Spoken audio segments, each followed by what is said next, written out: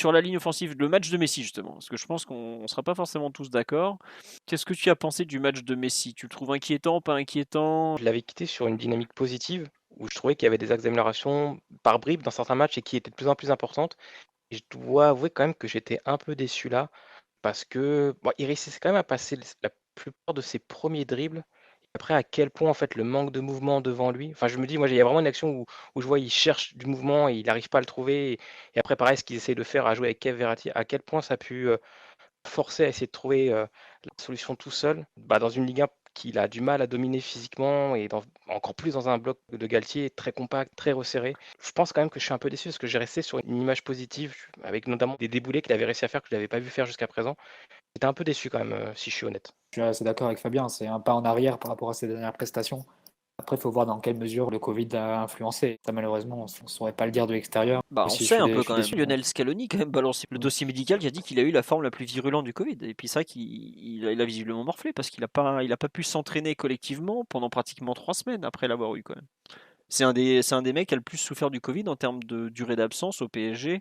Après, sur Messi, le problème, c'est qu'on est un peu dans une course contre la montre avant le Real.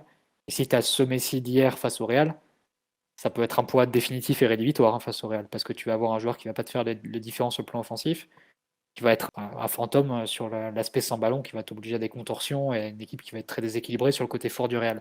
Donc, il faut vraiment espérer qu'il se retape au maximum et du mieux possible durant ces 15 jours, parce que si tu as cette version de ce Messi-là face au Real, tu vas passer un très sale quart d'heure. Donc, voilà, c'est forcément inquiétant. Enfin, c'est pas que de sa faute, du coup, parce que c'est les conséquences du coronavirus, ben, il y peut rien, malheureusement.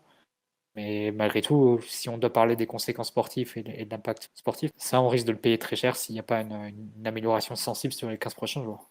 Qu'a dit Fabien, je t'avais dit, je crois, Philo, en privé, que j'avais bien aimé son entrée, donc j'étais un peu pressé de voir ce qu'il allait pouvoir nous offrir sur le match d'hier, et vraiment, je suis très très déçu d'hier.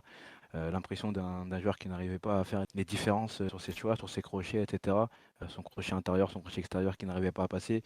Il y a certaines actions, on arrive parfois à faire le décalage, à lui donner le ballon, où il a une fenêtre très très rapide, hein, de tir ou de bons choix, de bonnes décisions, où il ne la fait pas, où il s'embourbe dans un crochet, et après tout le monde revient, les 4 défenseurs sont revenus, et après c'est terminé. Il a un peu du mal avec le côté physique de notre championnat, où il a toujours un, deux, parfois même 3 joueurs sur le dos. Donc il a un peu du mal, il souffre bien sûr d'un traitement qui est assez normal chez nous pour un joueur de ce calibre-là. Vraiment, j'espère qu'il va retrouver une forme adéquate parce que ça arrive très vite à Madrid et si vraiment il n'arrive pas à retrouver une forme ne serait-ce que normale, ça va être compliqué pour nous face à Madrid avec un Messi qui n'y est pas du tout, quoi. Donc voilà, il y a beaucoup de choses qui reposent aussi entre ses pieds, hein, faut pas se leurrer, parce que notre équipe doit agir d'une façon différente avec lui sur le terrain. Il y a pas mal de choses qu'on a à faire, de compensation, de correction, etc. Il faut au moins que lui, dans la phase qui lui incombe, donc la phase offensive, il arrive à faire parler son génie.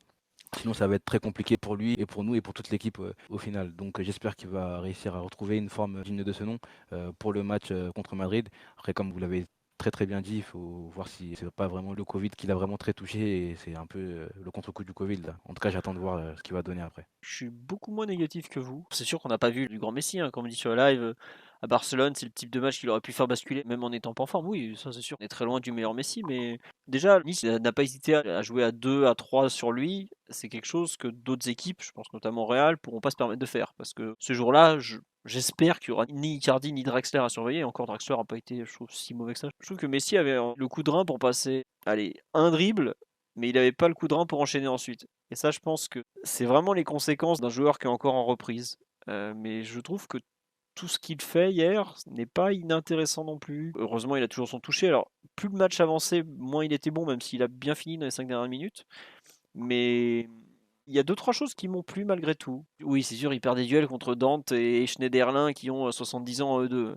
Mais j'ai pas eu l'impression de revoir le Messi horrible du match contre Lille, par exemple, où là, il avait vraiment tout raté.